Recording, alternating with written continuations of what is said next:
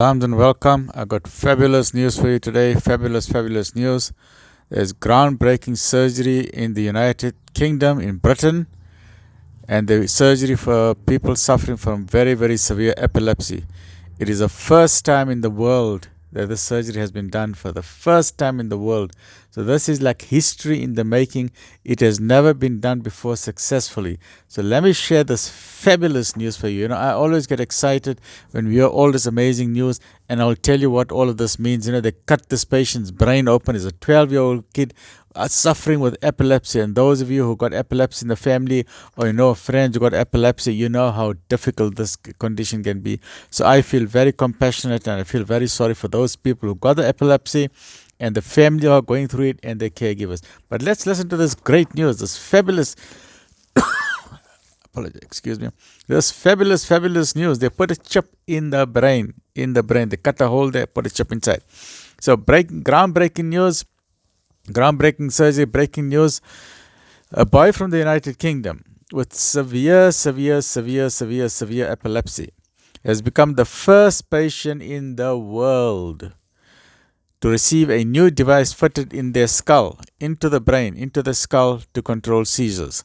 The neurostimulator, which sends electrical signals deep into the brain, has reduced Oren Nolson, the boy's name is Oren, the patient Oren Nolson's daytime seizures by 80%. That is fabulous. The surgery was carried out in October 2023, about 8 months ago, as part of a trial at Great Ormond Street Hospital in London. When the patient was 12 years old. So well done to the doctors and staff at the Great Ormond Street Hospital in London. Well done to you. Kudos to you and celebrations to you and your team. Oran has Lennox-Gastaut syndrome, a treatment-resistant form of epilepsy, a very difficult form of epilepsy. There's different types of epilepsy, and he's got the Lennox-Gastaut syndrome, which is very difficult. And there's no cure for it. And the patient developed this from the age of 3 years. The Lennox-Gastaut syndrome can be caused by a variety of conditions, including brain malformations, tuberous sclerosis, perinatal asphyxia, severe head injury, central nervous system infection, inherited genetic and inherited degenerative or metabolic conditions. So there are a variety of reasons as to why a patient will get this very serious, severe form of epilepsy. In about 40% of the cases, no cause can be found. So if no cause can be found, then there's no treatment, there's no cure. So the Lennox-Gastaut syndrome can be very difficult to treat. A combination of seizure medication and other treatments may be used to improve seizure control. The medication valproate is considered a first-line treatment, but the USA FDA has approved cannabinoid, which is marijuana, which is called cannabidiol, but that's all obviously under doctor supervision. It is known as Epidiolex, derived from marijuana. For the treat dacha, we know it as dacha in South Africa. Yes, dacha or weed, right? But this is under medically approved conditions and doses, right? It's Epidiolex, cannabidiol, for the treatment of seizures associated with Lennox-Gastaut syndrome. So marijuana or weed, look, it helps people with epilepsy. I know it helps people with severe pain. I've got severe spinal pain, and that's something which I'm seriously considering trying out. I know there's drops that you can use, and I want to try the drops for my pain. Some people have tried dietary therapy with the ketogenic diet or vagus nerve stimulation, or in very severe cases, they've done epilepsy surgery. We talked about the corpus callosum, the two sides of the hemisphere, the right side, the left side, and you have the breach called the corpus callosum. And in some cases, they do an operation, they cut the corpus callosum, they cut that breach, because if the electrical signal comes here, it shoots to the other side. From that side, it goes across the breach like this, and the child goes into a very uncontrolled type of seizures. So they got to cut the breach. They cut the breach, which causes other side effects as well. You can't just cut the brain, but in severe cases, the bridge is cut, known as a corpus colostomy, and in that way it can control some seizures, but there's no cure. So that is why doctors, the medical world is fascinated by this. They've put a chip into the brain of this kid so that the signals, they are controlling the electrical signals. Wow, well done to the team. Fabulous. So there is no cure for this disorder. The mother explained how Oren's epilepsy dominated his life. It has robbed him of all his childhood. Shame, man. It's so difficult. All his childhood. Imagine just going through all these seizures. Very, very difficult. Difficult for the parents, difficult for the patient, difficult for the caregivers, difficult for the grandparents. Imagine you can't go to school, difficult playing with your friends. Very, very difficult. So we feel very, very sad for patients like this. And in other situations like autism or childhood cancer or disabilities, we feel very, very sorry for such people.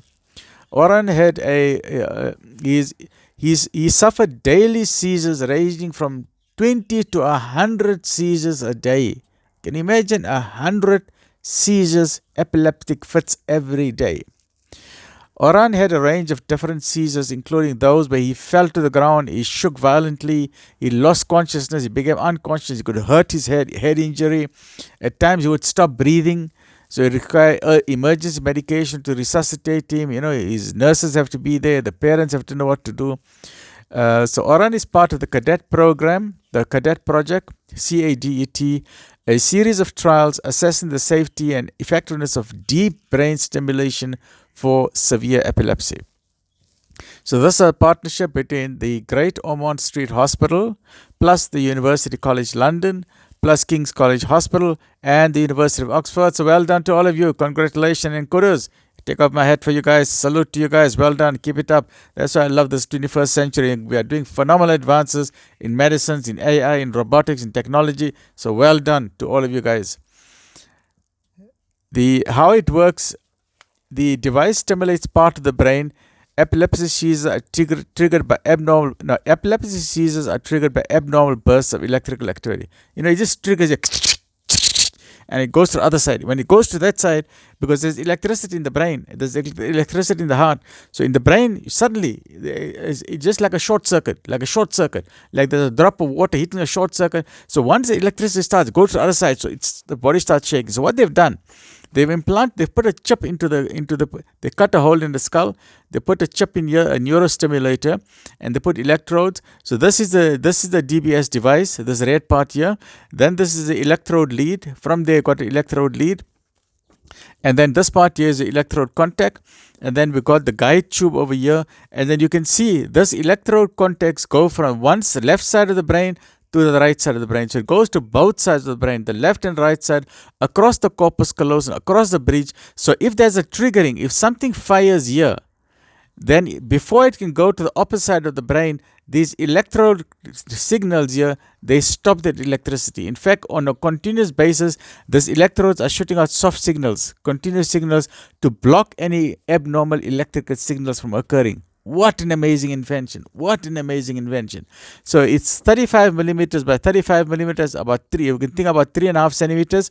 So the size of your pinky finger, 1, 2, 3, about 3.5 centimeters by 3.5 centimeters and about 5 millimeters, about half a centimeter thick. So it's actually like a big thing, the size of a big coin, like put in your brain. But they got to leave it in place, so they got to screw it. They put screws into the bone. They put it into the bone, screws into the bone, so it mustn't move around when you're washing your hair or you're showering.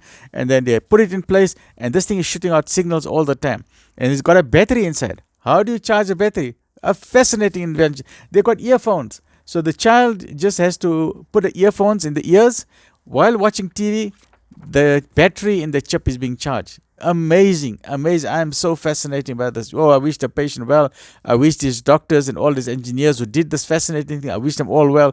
Well done to the doctors and all the whole team, the engineering team, the doctors and neurosurgeons, the pediatric neurosurgeons and the nursing staff and the caregivers and the family and the patient. All well done to you guys, and I wish you all the best. May this be a revolutionary change for people all over the world, and maybe we pray for everyone's well-being. So the team was led by consultant pediatric neurosurgeon Martin Tisdale. So he inserted these electrodes deep into the brain, and then this is what he has to say. The neurosurgeon says, this study is hopefully going to allow us to identify whether deep brain stimulation is an effective treatment for this severe type of epilepsy. I wish this guy is all the best, So I'm always happy to see this amazing advances. So this is later breaking news, it's covered by media outlets all over the world and in medical science journals. So the medical world is really fascinated and excited by it. Let me know your thoughts. Do you have anyone in your family who's got epilepsy or any type of other brain disorder? Maybe there's ADHD or OCD or any of the other types, or maybe there's milder forms of epilepsy, and how you're coping, or maybe any type of chronic ailment.